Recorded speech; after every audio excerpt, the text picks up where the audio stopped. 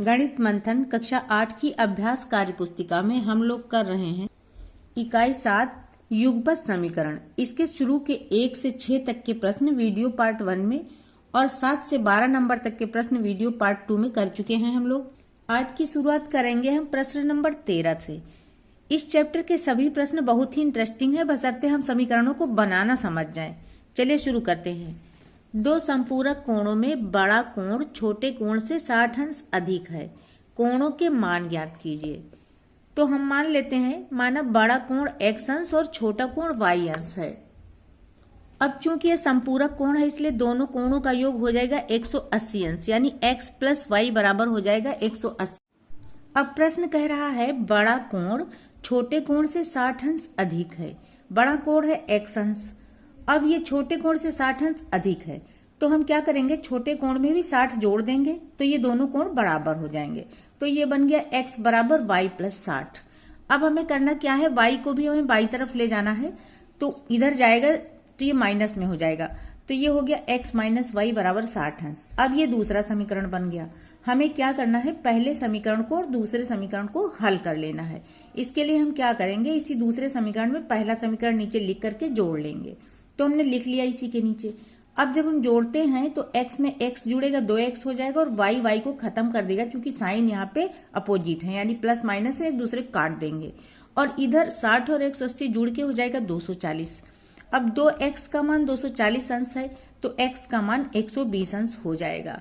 अब हमको पता चल गया है कि बड़ा कोण 120 अंश का है। छोटे कोण का मान हम निकाल लेंगे। x का मान चाहे तो हम इसमें रख दें या फिर इसमें रख दें। मान लीजिए हमने यहाँ x का मान रख दिया तो y का मान क्या आ जाएगा, x के मान से ये 60 वाला जाके उधर घट जाएगा। तो y का मान यहाँ हम देखिए, y का मान क्या हो जाएगा, x माइनस 60 अंश। यहाँ से y बराबर x माइनस 60, ये इधर आ गया 60। अब x की जगह पे हमने 120 लिख दिया, तो 120 से 60 माइनस किया तो y का मान आ गया 60 अंश। तो हमने क्या देखा कि x की वैल्यू आ गई 120 अंश और y की आ गई 60 अंश। 14 नंबर प्रश्न है, अदिति नदी की धारा के अनुकूल 2 घंटे में 12 किलोमीटर तैर सकती है तथा धारा के प्रतिकूल 3 घंटे में 12 किलोमीटर तैर सकती है। यहाँ पर देखिए, धारा के अनुकूल का मतलब इसमें अदिति की भी चाल है और धारा की भी चाल है, और प्रतिकूल में क्या है, अदिति की चाल से धारा की चाल कम हो रही है, क्योंकि प्रतिकूल में धारा अगर यूं है तो अदिति यूं है, एक दूसरे के उल्टा है। अब आगे प्रश्न है, शांत जल में अदिति की तैरने की चाल तथा नदी की धारा की चाल ज्ञात कीजिए। तो जो पूछ रहे हैं हमें वही मान लेना है। हम मान लेते हैं कि शांत जल में अदिति के तैरने की चाल x किलोमीटर प्रति घंटा है और नदी के धारा की चाल है y किलोमीटर प्रति घंटा। अब अभी हमने देखा कि अदिति की धारा के अनुकूल की अगर हम चाल निकालें तो चाल बराबर होगा दूरी बटे समय। दूरी चलती है 12 किलोमीटर, समय लगता है 2 घंटे, तो इसकी चाल हो गई 12/2 यानी 6 किलोमीटर प्रति घंटा। और अगर धारा के प्रतिकूल हम उसकी चाल देखें तो प्रतिकूल जाती है 12 किलोमीटर 3 घंटे में, तो 12/3 आ जाएगा, दूरी बटा समय करेंगे तो ये 4 किलोमीटर प्रति घंटा आ गई। अब आगे हमें समझना ये है कि अदिति की धारा के अनुकूल चाल में अदिति की सामान्य शांत जल की चाल और धारा की चाल दोनों जुड़ी हुई हैं, इसलिए हम अदिति की चाल और धारा की चाल का जोड़ जो है वो 6 के बराबर रख देंगे। तो पहला समीकरण हमारा यही बन गया, x प्लस वाई बराबर 6। अब दूसरा हम ये देख रहे हैं कि जब वो धारा के प्रतिकूल चल रही है तो उसकी शांत जल की चाल में से धारा की जो चाल है वो घटेगी, तो ये x माइनस वाई हो जाएगा। तो x माइनस वाई बराबर यहाँ पे हमने 4 निकाला है, वो हमें रख देना है। अब फिर दोनों समीकरणों को हल करना है। इसके लिए हम जोड़ेंगे दोनों समीकरणों को, क्योंकि यहाँ एक प्लस में है एक माइनस में, हमें चुपचाप जोड़ लेना है। तो 2x की वैल्यू क्या आ गई, 6 + 4 10 के बराबर। x की वैल्यू निकालेंगे तो 2 भाग करेगा इसको, ये आ गया 5 किलोमीटर प्रति घंटा। अदिति की चाल हमको पता चल गई। अब इस मान को हम रख देंगे किसी भी एक समीकरण में। मान लीजिए हम समीकरण 1 में रख देते हैं x की जगह पे 5, तो y का मान क्या निकलेगा, ये 5 इधर आके घट जाएगा, तो y बराबर हो जाएगा 6 - 5 यानी 1 किलोमीटर प्रति घंटा। तो इस तरह से अदिति की चाल 5 किलोमीटर प्रति घंटा हो गई और धारा की चाल 1 किलोमीटर प्रति घंटा हो गई। 15 नंबर प्रश्न है, एक परीक्षा में सभी प्रश्नों को करना अनिवार्य था। परीक्षा में 50 प्रश्न पूछे गए। प्रत्येक सही उत्तर पर 3 अंक मिलेगा तथा गलत उत्तर पर 1 अंक की कटौती की जाएगी। एक छात्र ने परीक्षा में 30 अंक प्राप्त किया। छात्र ने कितने प्रश्नों का सही उत्तर दिया? तो हम मान लेते हैं कि छात्र ने x प्रश्नों का सही उत्तर दिया और y का गलत उत्तर दिया।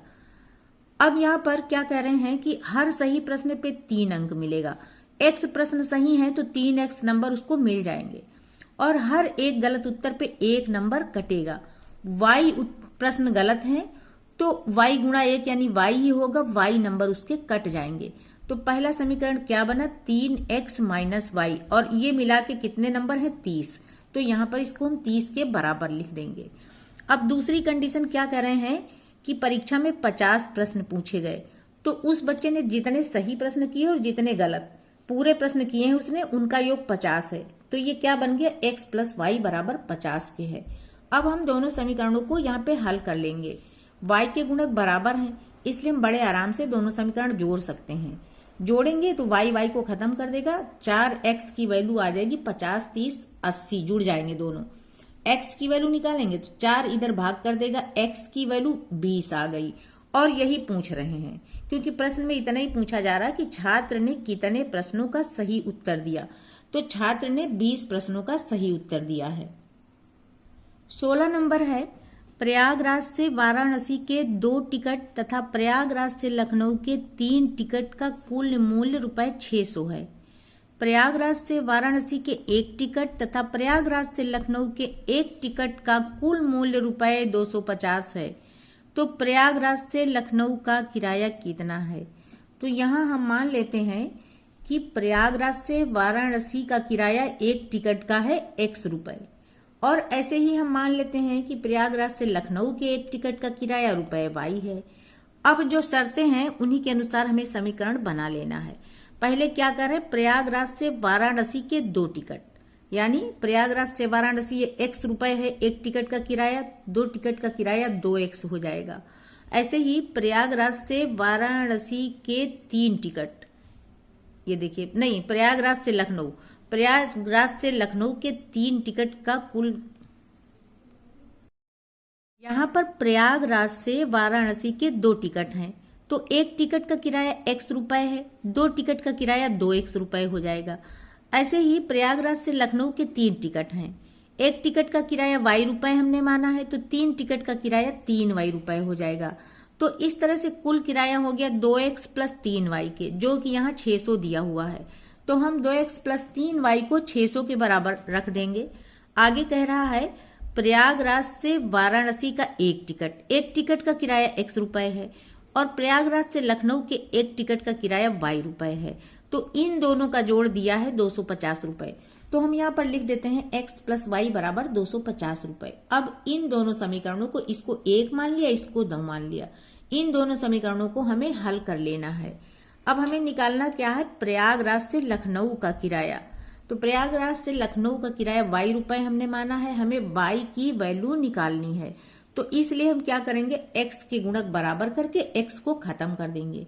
x का गुणक बराबर करने के लिए क्या करेंगे? इसको 2 से गुणा कर देंगे तो यहाँ भी 2x आ जाएगा। ये देखिए गुणा 2 हमने लिख भी दिया है। तो जब इसको 2 से गुणा करेंगे ना तो इसकी वैल्यू आ जाएगी 2x प्लस 2y, इधर 2 से गुणा करेंगे तो 500 के बराबर। अब इसको हमें समीकरण 1 के साथ हल करना होगा। यहाँ पर ऊपर समीकरण 1 लिख दिया और नीचे दूसरे समीकरण को 2 से गुणा करके यहाँ पे लिख दिया है। अब जब हम इसको घटा रहे हैं तो 2x 2x को खत्म कर देगा, 3y से 2y निकलेगा तो 1y बचेगा, 1y माने 1। यहाँ 600 से 500 निकल गया तो 100 आ गया, तो y का मान 100 आ गया। यानी प्रयागराज से लखनऊ का किराया हमारा 100 रुपए आ गया और यही प्रश्न पूछ भी रहा है। 17वां प्रश्न है, कोई व्यक्ति एक निश्चित धनराशि निवेश करता है, उसमें से कुछ धनराशि को 12% वार्षिक ब्याज की दर से तथा कुछ धनराशि को 10% वार्षिक साधारण ब्याज की दर पर निवेश करता है। उसे कुल रुपए 2600 वार्षिक ब्याज के रूप में प्राप्त होते हैं। यदि वह निवेशित धनराशियों की अदला बदली कर देता है तो उसे 80 रुपए अतिरिक्त ब्याज प्राप्त होता है। उसने भिन्न भिन्न ब्याज दरों पर कितनी कितनी राशि का निवेश किया है। हम मान लेते हैं कि वह व्यक्ति 12% वार्षिक ब्याज दर से रुपए X और 10% वार्षिक ब्याज दर से रुपए Y निवेश कर रहा है। तो यहाँ पर देखिए X रुपए पे उसे 12% ब्याज मिल रहा है ना, तो X का 12/100 करेंगे तो उतना ही तो ब्याज होगा ना, यानी X रुपए पर लगने वाला ब्याज हो जाएगा X गुणा 12/100। तो इसको हम क्या लिखेंगे 12X/100। ऐसे ही Y रुपए पे जब हम ब्याज निकालेंगे तो Y गुणा 12/100 हो जाएगा, यानी 12Y/100 हो जाएगा। और ये दोनों ब्याज दिए हैं रुपए 2600, तो इसको हम रुपए 2600 के बराबर यहाँ पर लिख देंगे। अब कह रहे हैं कि इनके ब्याज की अदला बदली कर दी जाती है। जब ब्याज की अदला बदली करेंगे ना, तो X वाला जो 12% वार्षिक ब्याज दर था उसमें अब 10% मिलने लगेगा, यानी X गुणा 10/100 इसका ब्याज हो जाएगा। और Y का हो जाएगा 12% वार्षिक, तो Y गुणा 12/100 यानी 12Y/100। अब ये जो है ये कह रहे हैं कि तब उसे 80 रुपए अतिरिक्त ब्याज मिलता है, यानी 2600 जो था उसमें 80 और जुड़ जाएगा, तो 2680 रुपए ब्याज हो जाएगा। अब ये दोनों समीकरण हमें बन गए हैं, इनको हमें सरल कर लेना है। इसके लिए हम दोनों समीकरणों को 100 से गुणा कर लेंगे। तो जब हम इसको 100 से गुणा करेंगे ना दोनों साइड में, तो ये नीचे के 100 खत्म हो जाएंगे, यहाँ पे 2 जीरो बढ़ जाएंगे 100 से गुणा करने के कारण। तो ये हमारा बन गया 12X प्लस 10Y बराबर हो जाएगा। ये देखिए 26 के आगे 2 जीरो पहले थे, 2 वो 100 वाले हो गए। अब दूसरे में क्या हो जाएगा, दूसरा 10X प्लस 12Y बराबर हो जाएगा। 26 तो 80 के आगे 2 जीरो आ गए। अब इन दोनों समीकरणों को हमें हल कर लेना है। इसके लिए हम क्या करेंगे, X या Y में से किसी एक गुणक को बराबर कर लेंगे। मान लीजिए यहाँ पर हम Y के गुणक बराबर करते हैं, तो इसके लिए हमें क्या करना होगा, पहले समीकरण को 12 से गुणा कर देंगे और दूसरे को 10 से कर देंगे, तो इजीली ये बराबर हो जाएंगे। ये वाले में 12 से करेंगे तो 120Y, इसको 10 से करेंगे तो ये भी 120Y आ जाएगा। वही हम यहाँ पे कर रहे हैं। अब 12 को 12 से गुणा करेंगे तो 12 बराबर 144X हो जाएगा। इसको 12 से गुणा करेंगे तो ये 120Y हो जाएगा। यहाँ इसको भी हमने 12 से गुणा कर दिया, तो ये संख्या हमारी आ गई है। अब दूसरे समीकरण को हमें गुणा कर देना है 10 से। एक जीरो फटाफट बढ़ाते जाना है, तो 100X हो गया, 120Y हो गया, और इसमें भी हमने एक जीरो इसके आगे बढ़ा दिया। अब हमें क्या करना है, दोनों को घटा देना है, तभी तो Y खत्म होगा। जब हमने इसको घटाया तो 144 से 100 निकल गए तो 44 बचा। अब यहाँ जगह नहीं, हमें जगह के हिसाब से काम करना है, तो ये कैलकुलेशन हम इधर कर रहे हैं। तो 44X बराबर आ जाएगा, इधर जब हमने ये माइनस कर दिया ना दोनों का, तो हमारा ये आ गया 4,40,000 के बराबर। अब X की वैल्यू निकालेंगे तो ये 44 इधर भाग कर देगा, तो जब हमने 44 से भाग किया तो ये आ गया सीधा 10,000 के बराबर। यहाँ पर X का मान हम समीकरण 1 में रख रहे हैं, आप किसी भी समीकरण में रख सकते हैं। तो ये 12X की जगह पे हमने 10,000 रख दिया, प्लस 10Y बराबर है ये जो दिया है, यहाँ पूरा उतार लिया ये यहाँ से यहाँ तक। अब हमें क्या करना है, 10Y को बाई तरफ रखना है, 12 को इस गुणा कर देंगे 10,000 से, जो भी आया है इसको इस साइड लाके हम माइनस कर देंगे। तो 10Y की वैल्यू क्या हो गई, 2,60,000 से 1,20,000 घटा दिया हमने, तो 1,40,000 आई। अब जब Y की वैल्यू निकाल रहे हैं तो दोनों साइड से 0 0 कट जाएगा, तो ये आ गया 14,000। तो हमने क्या देखा, उस व्यक्ति ने 10,000 रुपए 12% वार्षिक ब्याज की दर से और 14,000 रुपए 10% वार्षिक ब्याज की दर से निवेश किया था, और यही पूछ रहा है प्रश्न। 18 नंबर प्रश्न है, किसी समय बाघों के अभयारण्य में बाघों एवं भ्रमण करने वाले व्यक्तियों के सिरों एवं टांगों की संख्या की गणना की गई। गणना करने पर सिरों की कुल संख्या 78 और टांगों की कुल संख्या 264 पाई गई। अभयारण्य में बाघों की संख्या तथा भ्रमण करने वाले व्यक्तियों की संख्या ज्ञात कीजिए। जो पूछ रहा वही हमें मानना है। माना अभयारण्य में बाघों की संख्या A है और व्यक्तियों की संख्या B है। अब अभयारण्य में सिरों की संख्या 78 पाई गई है। बाघ में भी एक सिर होगा और मनुष्य में भी एक सिर होगा, तो जितने बाघ हैं जितने मनुष्य हैं उतने ही सिर होंगे। तो हम मान लेते हैं अभयारण्य में A बाघ और A मनुष्य हैं, तो उनके सिर मिला के A प्लस B हो गए। इनकी वैल्यू 78 दी हुई है।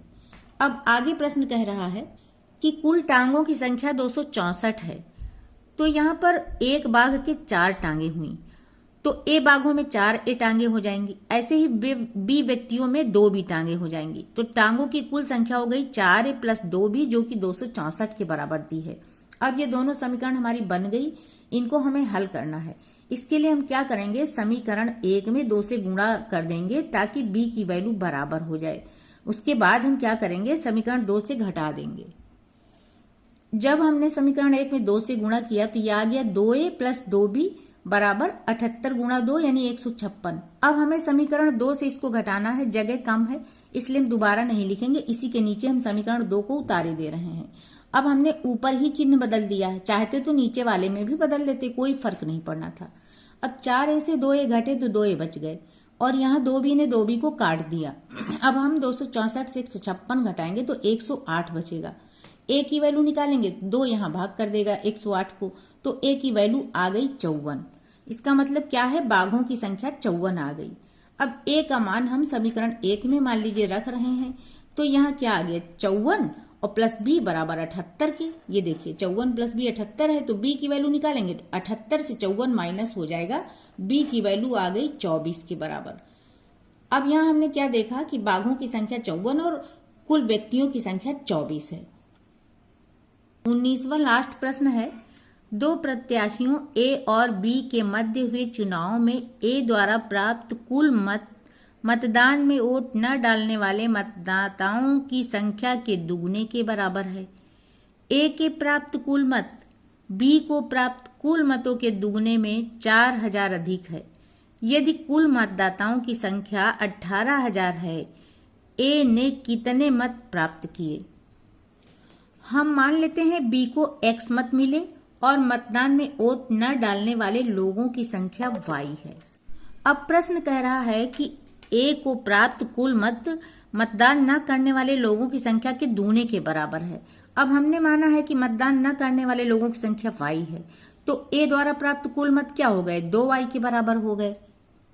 प्रश्न आगे कह रहा है a के प्राप्त कुल मत बी के प्राप्त कुल मतों के दुगुने में 4000 अधिक हैं। यानी ए ने जो मत पाया है ना 2y, ये कितने हैं, बी को x मत मिले हैं ना, उसके दुगुने से 4000 अधिक। तो b का दुगुना यानी x का दुगुना जब हम करेंगे तो 2x हो जाएगा और इसमें 4000 और जोड़ दें, उतने मत मिले हैं a को। तो ये यहाँ हमारा समीकरण बन गया। अब हम क्या करेंगे, 2x को ले जाएंगे बाईं तरफ तो ये माइनस में हो जाएगा। समीकरण हमारा बना 2x माइनस का और प्लस 2y बराबर 4000 के। इसको हमने नंबर 1 समीकरण दे दिया। प्रश्न में कुल मतदाताओं की संख्या दी हुई है 18000। अब हम अपने कुल मतदाता निकालते हैं, तो यहाँ पर कुल मतदाता हो जाएंगे a जितने मत प्राप्त किए हैं, a ने 2y प्राप्त किए हैं, ठीक है, वो 2y हो गया, और b ने x मत प्राप्त किए हैं, वो x जुड़ जाएगा, और जिन लोगों ने मत नहीं डाले हैं यानी वोट न डालने वालों की संख्या जो है वो y है। अब पूरे वोट ये इकट्ठे हो गए, ए के वोट प्लस बी के वोट प्लस वोट न डालने वाले लोग, इनकी संख्या दी हुई है 18000 के। अब ये हमारा बन गया समीकरण 2। इसको हम थोड़ा सरल कर लेंगे तो ये आ जाएगा x प्लस 3y बराबर 18000 के। ये देखिए इसका नंबर 2 हमने नाम दे दिया। अब इसको हमें नंबर 1 के साथ करना है हल, तो हम x का गुणक बराबर कर लेंगे, इजीली बराबर हो जाएगा। इसके लिए हमें 2 से गुणा करना पड़ेगा इसको, तो हम कर देते हैं इसको 2 से गुणा। तो ये हो गया 2x प्लस 6y बराबर 18 दूनी 36000 के। अब इसी के नीचे हम नंबर 1 वाला समीकरण लिखते हैं, माइनस 2x प्लस 2y बराबर 4000 के। दोनों समीकरणों को जैसे ही जोड़ेंगे इसको काट देगा और 6 2 8y हो गया, 8y बराबर हो गया 36 और 4 40000 के। वो हमने इधर लिख लिया है, 8y बराबर 40000 के। y की वैल्यू निकालेंगे तो 8 इधर भाग कर देगा, 5000 आ गई y की वैल्यू।